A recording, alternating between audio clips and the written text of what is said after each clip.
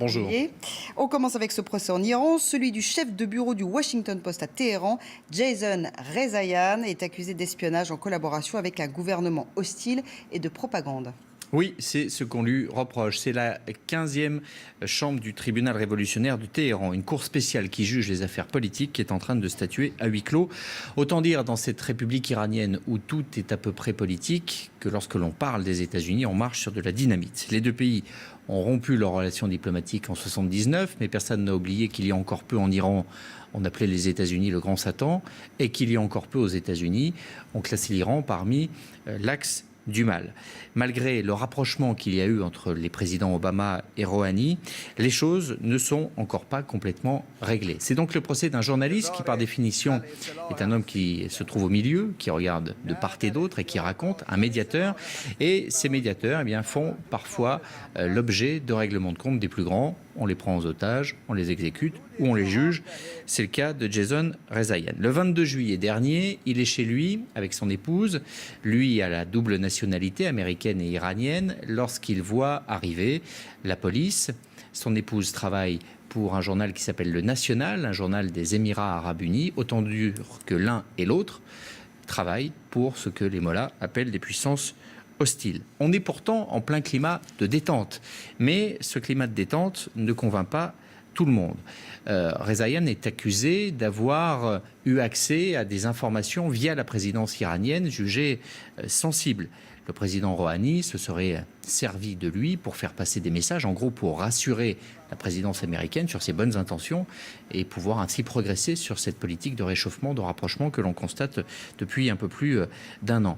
Rien de choquant, encore une fois, s'il n'y avait pas en Iran beaucoup de personnes, notamment dans les milieux les plus ultra-conservateurs et nationalistes, qui sont opposés à cette politique de rapprochement et qui tout de suite ont dit que Rezaian avait eu accès à des données sensibles, qu'il était un espion et qu'il trahissait et qu'il se livrait à la propagande de l'ennemi, raison donc pour laquelle il est jugé. C'est donc à l'évidence un pion qui se retrouve dans une guerre interne à l'Iran entre ceux qui sont favorables au rapprochement avec les États-Unis et ceux qui y sont opposés. Alors le procès et son issue pourraient donc influer aussi sur les relations entre les États-Unis et l'Iran. Oui, ça c'est le deuxième niveau, règlement de compte non plus à l'intérieur de l'Iran, mais rivalité cette fois-ci sur la scène internationale, parce que entre les États-Unis et l'Iran, tout n'est pas réglé. On est au milieu du gué.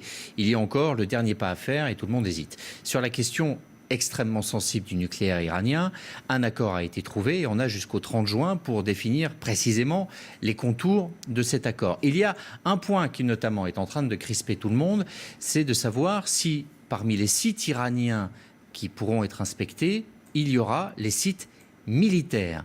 Il y a un débat en ce moment public qui accuse les négociateurs que vous voyez à l'écran d'avoir laissé entendre aux Américains et à la communauté internationale qu'ils pourraient bien avoir accès justement à ces sites militaires. Ce qui n'est pas du tout la volonté du guide suprême qui avait fixé une ligne rouge en disant pas question de toucher à ces inspections de sites militaires. En gros, ce qu'on reproche à ces négociateurs, c'est d'avoir trahi, d'avoir franchi cette ligne qui avait été posée pourtant par le guide suprême. Ça, c'est le premier point de tension. Le deuxième, il est lié à la Syrie, au Yémen, à l'Irak, où l'Iran pousse ses pions et se retrouve souvent en situation de rivalité avec les États-Unis. Il y a donc toujours dans l'ombre ces partis les plus conservateurs qui veulent en permanence faire la démonstration que la politique de réchauffement est une erreur, qu'il faut vite faire machine arrière. Au milieu de tout ça, il y a un type de 39 ans qui était journaliste, qui essayait de faire son travail et de raconter ce qui se passait